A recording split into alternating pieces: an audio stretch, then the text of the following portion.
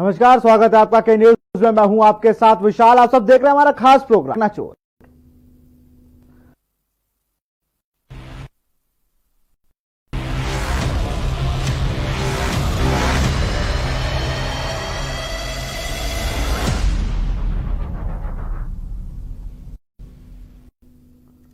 इसी ग्राउंड पर इंडिया ने पहली जीत हासिल की थी अपनी, और इसी ग्राउंड में 22 साल बाद इंडिया मैच भी हारा है।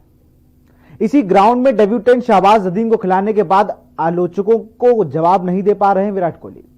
अजिंक्य रहाणे को भी घेरा गया कि आप किस तरह से बैटिंग कर रहे हैं, आप वाइस कैप्टन हैं, आप चीजों को समझें। तमाम बातें चल रही हैं। ये वही टीम है जिसने गाबा में जाकर बड़ी उत्साह के साथ ऑस्ट्रेलिया को मैच हराया था, लेकिन अब वही दर्शक जो थे वो आलोचक बनकर सामने खड़े हैं भारतीय टीम के, जो तमाम बातें करने लगे हैं। जो रोहित शर्मा को 2 टेस्टों के लिए ऑस्ट्रेलिया में वापस बुला रहे थे, अब उन्हें बाहर करने की बात कर रहे हैं। अब अजिंक्य रहाणे की कहीं ना कहीं आज हार लिए हैं, और गलत फैसलों की बातें तो जो रूट की तारीफ जितनी की जाए उतनी कम है, कि जिसने लीड किया अपनी टीम को एक 218 रन की पारी से, उसने उसके बाद जिस तरह से पकड़ बनाती है इंग्लैंड टीम, और वो आखिरी दिन इंडिया की हार के साथ पकड़ ढीली पड़ती है। अगर 5 दिन के मैच में तो इंडिया कभी हावी रहा ही नहीं। पहले दिन से पहली बॉल से इंग्लैंड की टीम इंडिया पर हावी रही, और ये पूरा जो मैच था ये इंडिया के ग्राउंड में ना होकर इंग्लैंड के ग्राउंड में हो रहा था, ऐसा लग रहा था। जहां पर इंग्लैंड के गेंदबाज ज्यादा अच्छी गेंदबाजी कर रहे थे हमारे गेंदबाजों के मुकाबले, तो कहीं ना कहीं लग तो जरूर रहा था कि आज भारतीय टीम कुछ कर गुजरेगी। जिस तरह से शुभमान गिल, लेकिन जेम्स एंडरसन का अनुभव ऐसे ही नहीं कहा जाता कि जेम्स एंडरसन टेस्ट के सबसे खतरनाक बॉलर है, जो नई बॉल से भी उतनी ही ज्यादा एग्रेशन दिखाते हैं जितना पुरानी बॉल से, और 2 धारी तलवार की तरह वो पुरानी बॉल लेकर आए और एक ही ओवर में 2 विकेट ले गए। इन सब पे चर्चा करेंगे। हमारे साथ वरिष्ठ खेल पत्रकार शरददीप जी भी जुड़े हुए हैं, और संदीप पांडे जी भी जुड़े हुए हैं। आप दोनों का बहुत बहुत स्वागत है के न्यूज में।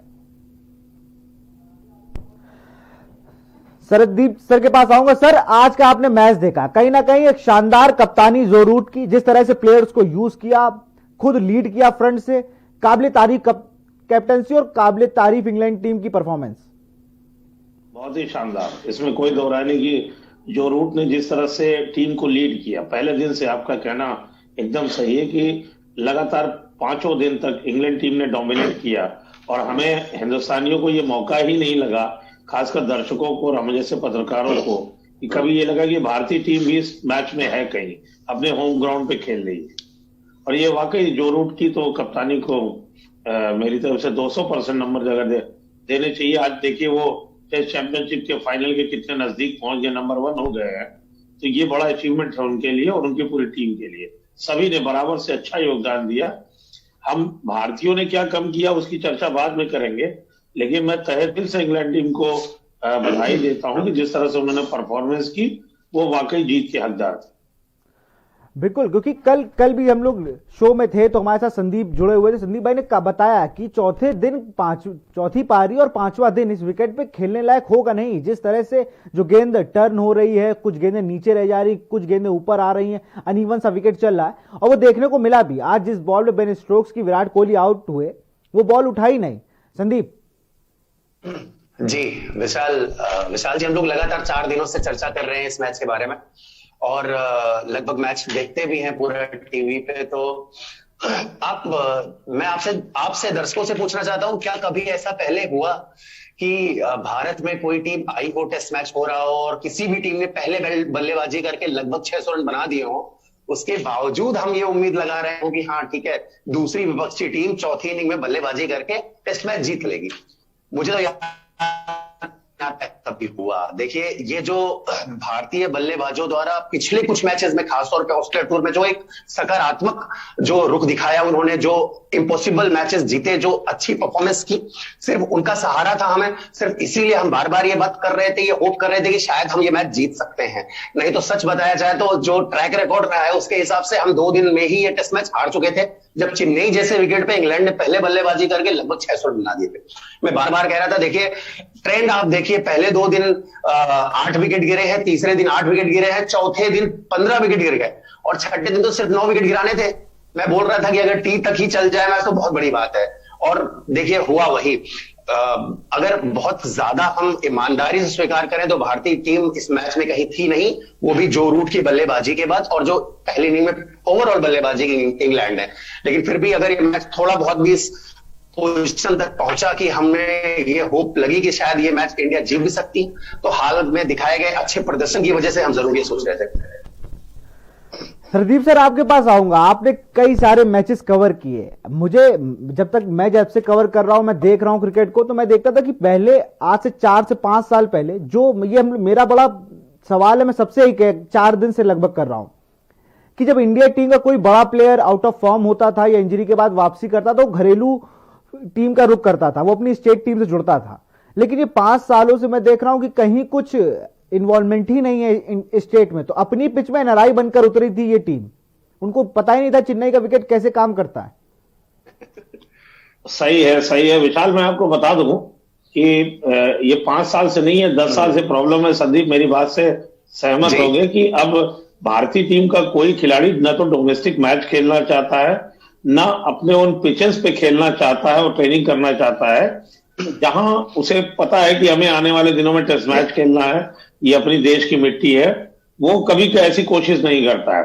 ऐसा भी नहीं कि उन पे थकान हावी है या फलानी चीज है, उनके पास गैप भी होते हैं, लेकिन वो डोमेस्टिक मैचेस को अवॉइड करते हैं। और खासकर अगर तमिलनाडु और बैंगलोर के खिलाड़ी, कर्नाटका के खिलाड़ियों को छोड़ दीजिए तो बाकी कोई खिलाड़ी इंटरेस्ट नहीं लेता। यहां तक कि अपने यूपी के खिलाड़ी भी इंटरेस्ट नहीं लेते कि वो डोमेस्टिक क्रिकेट खेले। जब तक उनकी मजबूरी नहीं होती वो वापस नहीं आते डोमेस्टिक क्रिकेट। मैंने तो यूपी टीम को देखा कि सुरेश रैना टीम में थे और बैठे रहे, फिर बाद में उठ के चले जाते अपने घर गाजियाबाद, बात की ओर निकल जाते कैंप छोड़ के। अभी पिछले साल की अगर बात की जाए, टीम में थे और चले गए गाजियाबाद, फिर जिस दिन मैच था उस दिन आए और एक अच्छे खासे प्लेयर को बाहर, और सुरेश रैना ने खेला और उसमें 17 रन बनाए। वो मैच कानपुर में हो रहा था, मैंने देखा, मैंने कहा जरूरत क्या थी इनको आने की वापस, इससे अच्छा ये जहां पे थे वहीं रहते। सर यूपी टीम का हाल भी देख लिया था। तो यही भारतीय टीम के साथ हो रहा है। अब चेन्नई के विकेट पर MS धोनी अगर होते तो वो कुछ और ही लेके जाते, क्योंकि उनको तो पूरी पिच पता है। वो तो किसी एक नॉर्मल टूर्नामेंट के उद्घाटन में पहुंच जाते हैं चेन्नई। विराट कोहली ने पता नहीं किस बेस पर अक्षर पटेल के बाहर होने पर शहबाज नदीम को खिला दिया कि बैटिंग बहुत करते हैं। बैटिंग से तो कुछ किया नहीं, लेकिन सबसे ज्यादा रन लुटाने वाले बॉलर बन गए पूरी मैच में। वहीं पे आप लीच की बॉलिंग देखिए, लीच ने कितना बढ़िया किया। 2 रन से जरा सा ऊपर का एवरेज दिया उन्होंने, विकेटें ली। ठीक है, अश्विन ने 6 विकेटें ले ली, और लेकिन जिस तरह से एंडरसन ने बॉलिंग करी, जिस तरह से लीच ने बॉलिंग करी, वो वाकई काबिले तारीफ है। इंग्लैंड ने हमारी पिच पे दिखाया कि उनके स्पिनर्स कैसा खेलते हैं। संदीप, आप इस बात से सहमत होंगे कि हम अपने स्पिनर्स 100 से ऊपर ज्यादा रन दे रहे हैं और 2-2 विकेट पा रहे हैं, और उनका बॉलर आ रहा है हमें डोमिनेट कर रहा है। ये वाकई बीसीसीआई को और खासकर हमारे कोचिंग स्टाफ के लिए ये बड़ा सबक है, भारतीय टीम के लिए भी सबक है कि वो सीखे कि जो स्पिन हमने पैदा करी थी दुनिया में, अब लोग उसी हथियार को लेके आ रहे हैं और हमें हमारे घर में थप्पड़ मार के चले जा रहे हैं। आप ही से मेरा सवाल है, जिससे संदीप भाई, हम लोग जाते हैं जब इंग्लैंड खेलने या ऑस्ट्रेलिया खेलने जाते हैं, तो हम लोग मीडियम पेसर की एक बहुत तगड़ी खेप लेके जाते हैं, स्पिन लेके आते हैं 2। अब बात आई भारत में, इंग्लैंड टीम आई, वो भी स्पिनर लाई 2, लेकिन अपने पास स्पिनर था सिर्फ एक। अपने हम लोगों ने कुलदीप यादव से तो पूछना भी नहीं है, उसको तो घुमा रहे हैं इस टाइम। आपकी घूमिए, अभी आप घूमिए। और कल कपिल देव पांडे ने कहा, उनके कोच हैं, उन्होंने कहा अगर किसी और देश से होते कुलदीप तो कम से कम 50 टेस्ट खेल गए होते, लेकिन भारत में क्या हो रहा है मुझे पता नहीं। देखिए बहुत मतलब देखिए ये सरकास्टिक वे में हंसी आ रही है, मुझे हंसी आनी नहीं चाहिए। दरअसल इतने प्रतिभावान खिलाड़ी के साथ जो इस तरह से बिहेवियर हो रहा है, मुझे लग रहा है वो होना नहीं चाहिए। पिछले 3 सालों से, लगभग 2-2.5 सालों से टेस्ट मैच की टीम में हमेशा कुलदीप यादव होते हैं, मगर 2 साल हो गए टेस्ट मैच खेले नहीं। टेस्ट मैच को छोड़ दीजिए, आप आईपीएल की बात कर लीजिए, दुनिया भर से कहां से ढूंढ के हम लोग खिलाड़ियों को लेके आते हैं और उनको आईपीएल में खिलाते हैं, मगर कुलदीप यादव जैसा खिलाड़ी आईपीएल के मैच में अपनी फ्रेंचाइजी के लिए ड्रॉप हो जाता है। तो इन सब सवालों के जवाब देखिए इतना आसान है नहीं। अगर परिस्थितियां जरूर होती है कि कोई भी बड़ा खिलाड़ी कभी भी मैच से बाहर बैठ सकता है, मगर अब इस तरह से हो नहीं सकता। देखिए बिल्कुल जो चीजें सामने दिखाई दे रही हैं उसके बारे में तो देखिए सवाल पूछे जाएंगे, और मुझे लग रहा है बीसीसीआई को आगे आना चाहिए और ये बात स्पष्ट करनी चाहिए कि क्यों कुलदीप यादव को जो है ड्रॉप किया गया। अब कुलदीप यादव को ड्रॉप क्यों किया है, ये पहले मैच से स्टार्ट होने से पहले अगर प्रेस कॉन्फ्रेंस दीप सर आपसे बात करूं उस पर कि जैसे विराट कोहली और रवि शास्त्री ये बेहतरीन जय वीरों की जोड़ी मिल गई है इंडियन टीम को, ये दोनों प्रेस कॉन्फ्रेंस करने के बाद कह रहे थे कि ये टीम पे हम लोग किसी को हल्के में नहीं आंक रहे हैं, हमारी टीम ज्यादा मजबूत है, हमारे जो यूथ हैं ये इतने ज्यादा टाइट बैटिंग करते हैं, फील्डिंग अच्छी है, बॉलिंग अच्छी। रवि शास्त्री कहते हैं कि तो कुछ में तो मैं अपनी झलक देखता हूं, मैं जिस टीम में था पुरानी टीम में उनमें से कई प्लेयर लगते हैं, लेकिन आज अगर ये टीम में अगर वो पुरानी वाली झलक देख रहे हैं तो गलती कर रहे हैं अभी रवि शास्त्री। वाकई बड़ी गलती कर रहे हो। जहां तक अभी संदीप ने कुलदीप की बात करी, आपने भी करी, मैं बायस नहीं हूं कि वो लड़का यूपी का है, मैं केवल ये कह रहा हूं कि चाइना मैन बॉलर दुनिया में बहुत कम होते हैं और इंडिया हरदम से स्पिनर्स का एक डोमिनेंट फोर्स रहा है। हमारे पास इतना बढ़िया खिलाड़ी बैठा हुआ है, 2 साल से वो हवा खा रहा है ड्रेसिंग रूम में, उसका कोई मतलब नहीं। मैं तो इस बात में कहने में कोई गुरेज नहीं है कि मुझे तो लगता है किसी न किसी षड्यंत्र का वो शिकार है, चाहे जो भी हो, कप्तान से ना पट रही हो, कोच साहब के लिए वो शायद पानी न ला रहा हो, या फिर जैसे हम लोग यूपी की भाषा में कहते हैं ना, उसकी सेटिंग ठीक नहीं होगी। क्योंकि प्रतिभा की जहां तक बात है तो ये कुलदीप के साथ अन्याय हो रहा है। अगर आप शाहबाज नदीम को उसकी जगह खिला रहे हैं, आप अक्षर पटेल की बात कर रहे हैं, तो ये वाकई भारतीय टीम के लिए दुर्भाग्य की बात है कि उस जैसे खिलाड़ी को आप बिठाए हुए हैं, शायद इस वजह से कि उसकी टीम में कोई बैकिंग नहीं है या कोई गॉडफादर नहीं है, शायद इस वजह से मुझे लगता है कि उसके साथ अन्याय हो रहा है। और इस अन्याय का नतीजा आप देखिए कि भारतीय टीम ने आज जो चुकता किया है कि अपने घर में 200 से रन से ऊपर की हार, वाकई इसको शर्म कहेंगे। मुझे तो वो 36 रन की हार से भी ज्यादा बुरी हार लग रही है कि जो हम 36 पे ऑल आउट हो गए थे ऑस्ट्रेलिया में, लोग कह रहे थे कि अरे क्या हो गया भारतीय टीम को, ये हो गया। मुझे लगता है आप अपने घर में कैसे हार सकते हैं भाई, हमारे घर में आगे कहीं हमें कोई मार जाए, ये कितनी इम्पॉसिबल सी चीज है। इसका मतलब हम बहुत कमजोर हैं। अगर हम मजबूत होते तो हम ड्रॉ तो जरूर करते। क्यों संदीप, आप बताइए। संदीप भाई देखिए, और बहुत फर्क पड़ा है। आप बिल्कुल देख लीजिए, ईशांत शर्मा, बुमराह और अश्विन को अलग कर दीजिए, वॉशिंगटन सुंदर और शादाब नदीम की गेंदबाजी को अलग करके देख लीजिए। हम लोगों ने दूसरे दिन ही चर्चा की थी कि किस तरह से उनका जो बॉलिंग का स्टाइल, देखिए टेस्ट मैच में आप एक तरफ से सिर्फ दबाव बना नहीं सकते हैं। अगर आप एक तरफ से दबाव बना रहे हैं, रन नहीं दे रहे हैं, तभी दूसरे सिरे से विकेट आ सकते हैं। आप एक सिरे से दबाव बराबर बना के रख रहे हैं, दूसरे सिरे से चौका लग जा रहा है, तो वो चीज फिर चलेगी नहीं जो अंतरराष्ट्रीय क्रिकेट है टेस्ट मैचेस में। तो ये चीज में बार बार मैं इस चीज के बारे में बोलता रहता था कि जो है ये गेंदबाजी का जो स्पिन डिपार्टमेंट लेके भारतीय टीम उतरी है, ये कहीं से ठीक नहीं है। कुलदीप यादव की जगह जरूर बन रही थी इस टीम में, और बननी भी चाहिए। ये सब लोग कह रहे थे कि कुलदीप तो इस टीम में चाहिए ही चाहिए, क्योंकि जिस तरह से अब आप हर जगह डेब्यूटेंट पर आप फोकस नहीं कर सकते, दांव नहीं लगा सकते। यही चीज हुई सेम ऑस्ट्रेलिया में, वहां पर भी उसके ऊपर चुना जाता है वॉशिंगटन सुंदर को, लेकिन वो परफॉर्म कर देते हैं।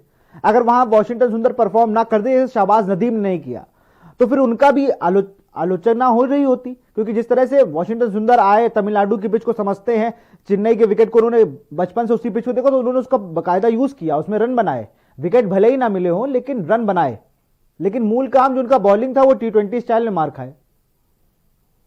संदीप सर देखिए विशाल, जिस तरह की चर्चा हम लोग कर रहे हैं वॉशिंगटन सुंदर के लिए, जितनी क्रिकेट मैंने संग खेली है या देखी है, इतने सालों से पत्रकारिता कर रहा हूं, मुझे लगता है कि वॉशिंगटन सुंदर की इस समय जो टीम में जरूरत है वो एज ए बैट्समैन हो गई है।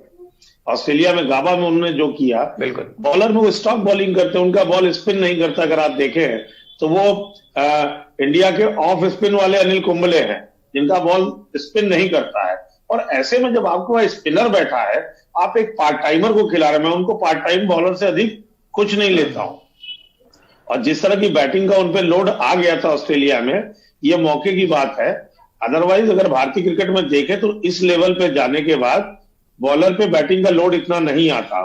और जहां तक कुलदीप यादव की बात है, तो मुझे लगता है कि वो वॉशिंगटन सुंदर से कहीं बेहतर बैट्समैन भी है और उन्होंने डोमेस्टिक क्रिकेट में करके भी दिखाया है। तो ऐसे में कुलदीप को इग्नोर कर देना, किनारे कर देना, वॉशिंगटन सुंदर को खिलाना एक स्टॉक बॉलर पार्ट टाइमर, तो भारतीय टीम को अगर यही जारी रहा तो अगले टेस्ट में भी हम भी यही चर्चा करते फिरेंगे। बिल्कुल, अभी अगले मैच में चर्चा करने का टाइम भी है क्योंकि चेन्नई में ही होना है अगला मैच, और अगला प्लेइंग 11 क्या होगा ये भी बड़ी बात है कि कौन बाहर होगा कौन अंदर, इन सब पे चर्चा जारी रहेगी। फिलहाल यहां रुकते एक छोटे से ब्रेक के लिए।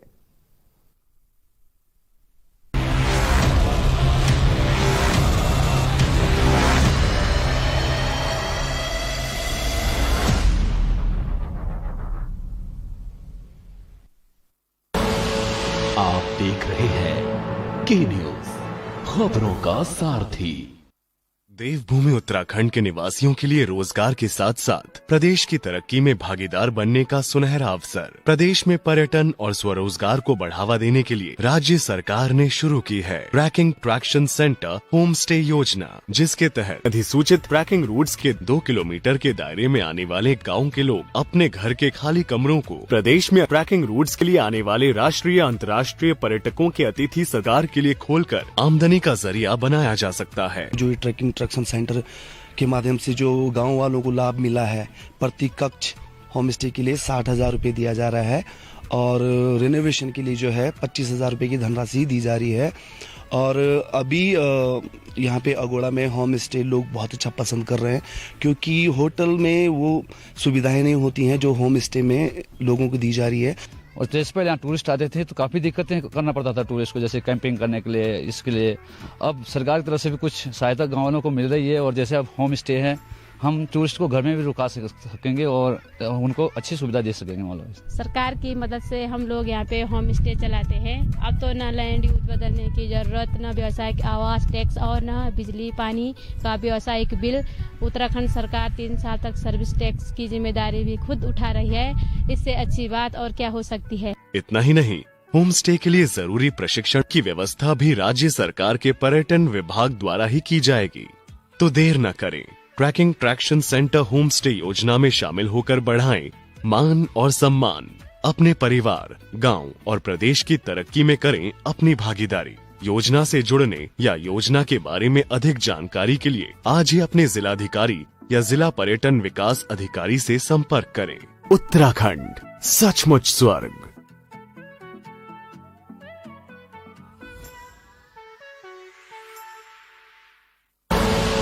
आप देख रहे हैं के न्यूज, खबरों का सारथी।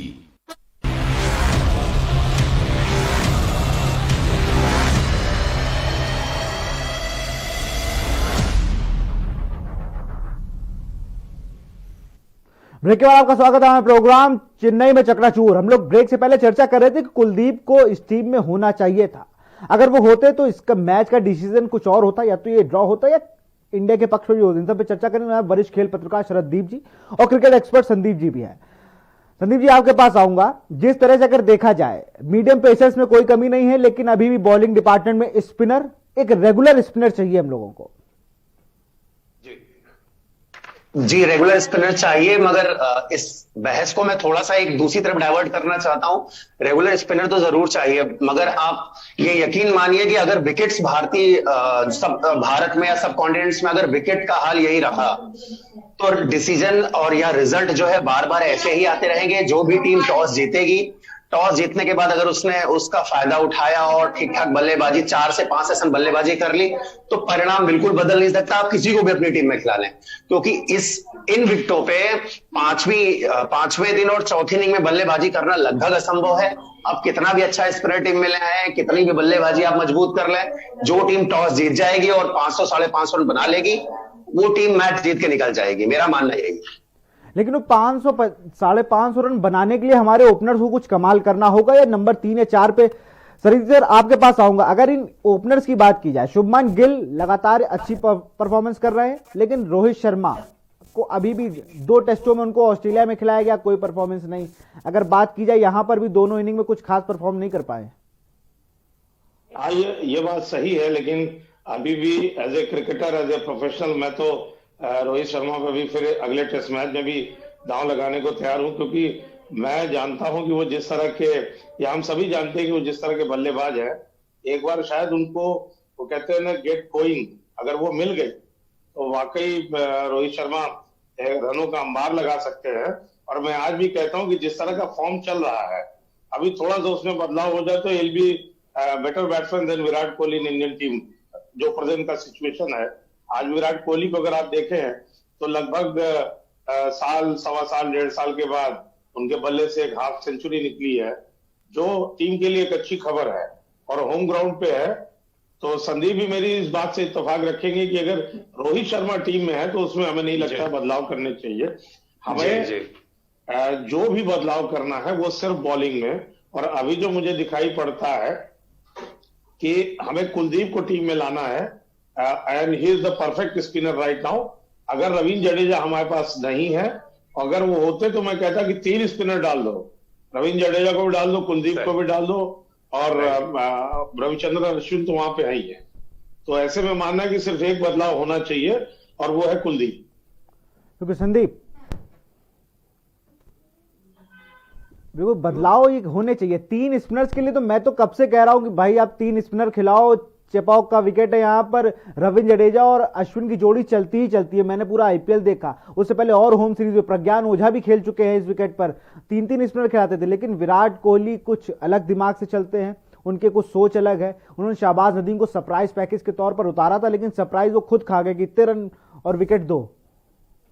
मैं वही बोल रहा था कि देखिए 3 स्पिनर लेके ही उतरी थी, स्ट्रेटेजी बिल्कुल अलग नहीं थी। इंडियन क्रिकेट जो बोर्ड है या कोच या कप्तान है, स्ट्रेटेजी बिल्कुल उनकी साफ थी। 3 स्पिनर के साथ उनको करना था। दुर्भाग्य ये रहा कि हम टॉस हार गए। और मैं विशाल जी अभी बोल रहा हूं, इसी विकेट पे चेन्नई में ही दूसरा टेस्ट मैच होना है। इत्तफाकन अगर भगवान करे टॉस जीत जाती इंडिया की टीम, तो देखिए हम लोग 5वें दिन इसी तरह की बातें कर रहे होंगे, मगर इंग्लैंड के लिए, क्योंकि परिणाम बिल्कुल उल्टा होगा। मेरा स्पष्ट मानना है कि इन विकेट्स पे जो टीम टॉस जीतती है आधा मैच अपने आप जीत जाती है। इसलिए सब कॉन्टिनेंट्स में विकेट की क्वालिटी जो है वो अच्छी करने की जरूरत है, ताकि क्वालिटी क्रिकेट का मजा हम भी ले सके, खिलाड़ी भी ले सके और जो दर्शक है वो भी ले सके।